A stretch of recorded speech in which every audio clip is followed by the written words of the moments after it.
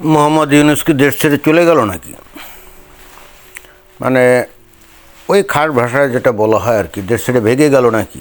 কারণ সাম্প্রতিককালে ডক্টর মোহাম্মদ ইউনূসের কর্মকাণ্ড, ১.৫ বছর যে ক্ষমতায় ছিল তার যে কর্মকাণ্ড নিয়ে তো ব্যাপক আলোচনা সমালোচনা হচ্ছে। বিশেষ করে ওই আমেরিকার সাথে যে চুক্তি করেছিল সেটা নিয়ে।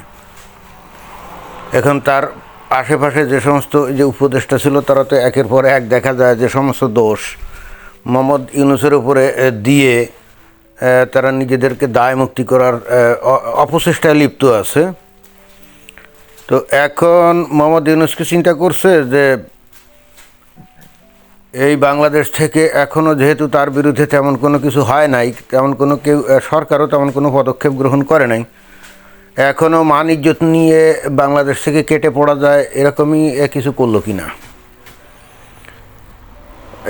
এই যে এয়ারপোর্টে একেবারে কি ব্যাপক তার সিকিউরিটি, তাই না? সে নিজেই ক্ষমতায় থাকতে এই ধরনের ভিভিআইপি ক্যাটাগরির যে সিকিউরিটির ব্যবস্থা সে নিজেই করেছিল এবং এভাবেই বাংলাদেশে এতদিন ছিল। আমরা আসলে সে বাংলাদেশে ছিল কিনা আমরা জানতে পারি নাই, গোপনে গাপনে ছিল, প্রকাশ্য হতো না। তো এখন চিন্তা করলো বাংলাদেশের পরিস্থিতি আস্তে আস্তে যেদিকে ধাবিত হচ্ছে, এই দেশে থাকাটা মনে হয় যে খুব নিরাপদ না। অন্তত মান ইজ্জত নিয়ে টানাটানি পড়লে পড়তেও পারে। আবার ওদিকে শেখ হাসিনা ঘোষণা দিয়েছেন উনি বাংলাদেশে ফিরে আসবেন। তো এই প্রেক্ষিতেই কি এখন মোহাম্মদ ইউনূস কি বেগে চলে যাচ্ছে নাকি কি জানি? খুব ইন্টারেস্টিং ব্যাপার না? আমরা তো মোহাম্মদ ইউনূসের মতো একজন ব্যক্তিকে এত কাওয়ার্ড মানে কাপুরুষ ভাবি নেই। তারেক রহমানের সরকার মানে বিএনপি সরকার তো তাকে দারুণভাবে প্রোটেকশন দিচ্ছে, তাই না? এই যে আমেরিকার সাথে কী জানি দাসত্বের চুক্তি টুক্তি কী জানি করছে, এটা নিয়ে তো বিএনপি কেউ কোনো কথা বলে না এবং এটা নিয়ে সংসদে আলাপ আলোচনাও তো হয় না।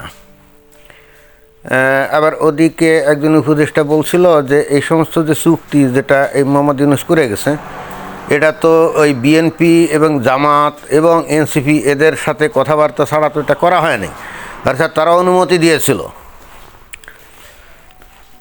এটাই বলছে। এবং সেটা বোঝাও যায়, অনুমতি যে দিয়েছিল সেটা বোঝা যায় যে এইটা নিয়ে তো কোনো কথাবার্তা কিছু বলছে না। বিএনপি সংসদেও বলে না, বিএনপির নেতারা বাইরেও বলে না, জামাতের নেতারা বলে না, বা সংসদের ভেতরেও বলে না, বাইরেও বলে না, কোনো সমালোচনা করে না। ভাবখান যে না কিছুই হয় নাই। কথা বলছে ওই কিছু রাজনৈতিক বিশ্লেষক, তারা ওই টেলিভিশনে বা তাদের নিজস্ব ইউটিউব চ্যানেলে এসে তারা বকর বকর করে। আর সাধারণ মানুষও নানাভাবে নানা কায়দায় বলে, কিন্তু যারা ক্ষমতা আছে তারা তো কিছু বলে না। তার মানে বোঝাই যাচ্ছে যে ঘটনা ওটাই, অর্থাৎ মোহাম্মদ ইউনূস একা একা করে না, এদের সাথে আলাপ আলোচনা করেই করছিল। আর ঠিক সেই কারণেই তারা কোনো কথা বলে না। কিন্তু হঠাৎ করে কথা নাই বার্তা নেই, শেখ হাসিনা ঘোষণা দিয়েছে যে উনি দেশে ফিরবেন। আর তখনই বিভিন্ন উপদেষ্টারা আস্তে আস্তে বের হয়ে এসে বলাবলির চেষ্টা করেছে, আমরা ডক্টর মোহাম্মদ ইউনূসের কর্মকাণ্ডের সাথে ছিলাম না, মোহাম্মদ ইউনূস যা ইচ্ছা খুশি করতো, তার কিচেন ক্যাবিনেট নাকি তাদেরকে নিয়ে। ইউনূস তাহলে কি শেখ হাসিনার ভয়ে এখন দেশ ছেড়ে পালাচ্ছে নাকি? এই যে টার্কিশ এয়ারলাইন্সের বিমানে উঠে উনি নাকি যাবেন কোথায়, ওই ইয়েতে উনি যাবেন কোথায়, প্যারিসে। এখন প্যারিসে গেলে সেখানে তো ভিভিআইপি সিকিউরিটি তার থাকবে না। তো প্যারিসের ওখানেও তো ওই ইয়ে আছে, আওয়ামী লীগের নেতাকর্মীরা আছে না, ওখানে তো আছে। তো আগে যখন গেছিল তখন তো প্রধান উপদেষ্টা হয়ে গেছিল, তখন তো তার একটা সিকিউরিটি বলয় টলয় ছিল। এবার তো ওগুলো কোনো কিছুই থাকবে না। তাহলে এই ইউরোপে যাক আর আমেরিকায় যাক, যেখানেই যাক, আগের মতো সেই প্রোটোকল তো আর তার থাকবে না, সিকিউরিটি থাকবে না। তো এই মতো অবস্থায় ওখানে কিভাবে সে চলাচল করবে, এটা কিন্তু একটা জটিল প্রশ্ন, তাই না? কিন্তু তার চাইতে বড় কথা হলো একেবারে একদিন পরে, মানে আগামীকাল কি কুরবানির ঈদ। তো এই ভদ্রলোক মানে এই মোহাম্মদ ইউনূস সে কি তাহলে কোরবানি করবে না?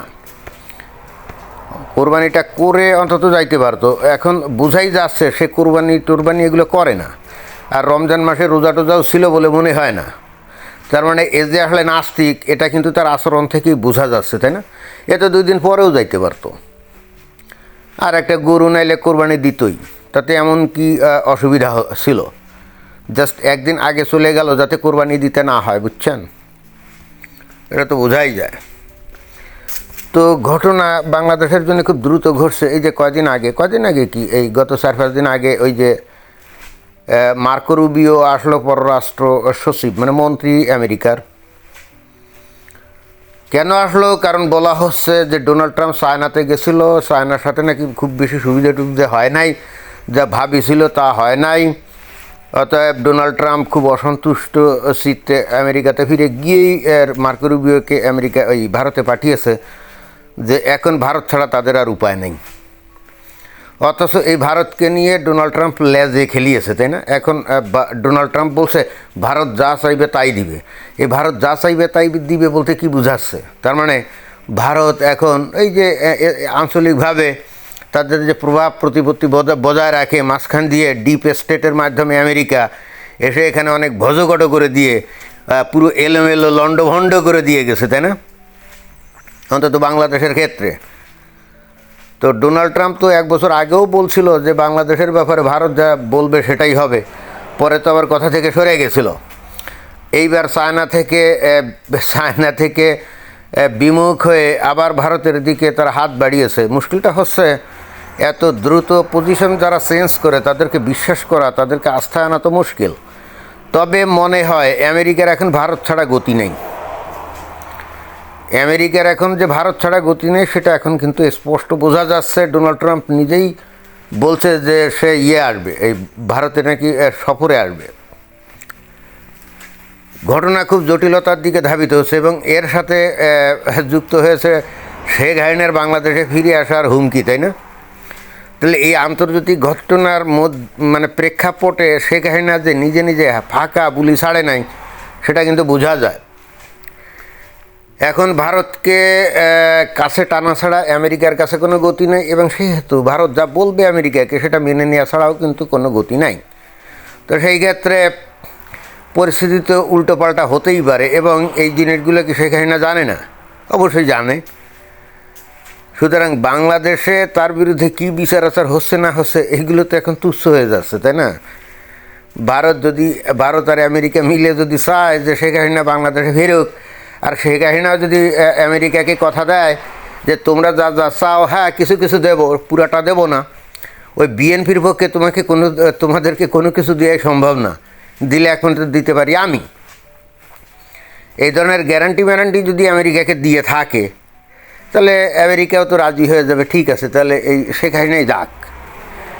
আর বিএনপি সরকার মানে তারেক রহমান সরকার যে খুব বেশি স্ট্রং না সেটা তো তাদের কাজে কর্মে বোঝা যাচ্ছে। এনসিপির ফুলাবান যেভাবে তারেক রহমানকে গালিগালাজ করে, এরপরেও তাদের কিছুই হচ্ছে না।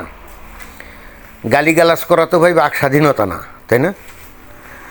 ঘটনা চতুর্দিকে এলোমেলো, অর্থাৎ পরিস্থিতি যে খুব দ্রুত চেঞ্জ হচ্ছে বাংলাদেশের পরিস্থিতি সেটা কিন্তু বোঝাই যাচ্ছে, এবং তারই ফলাফল হলো এই ডক্টর মোহাম্মদ ইউনূস সময় থাকতে মানে কেটে পড়লো, এবং এ কিন্তু আর ফিরবে বলে আমার মনে হয় না। এখন দেখা যাক ভবিষ্যতে কী ঘটে। ধন্যবাদ।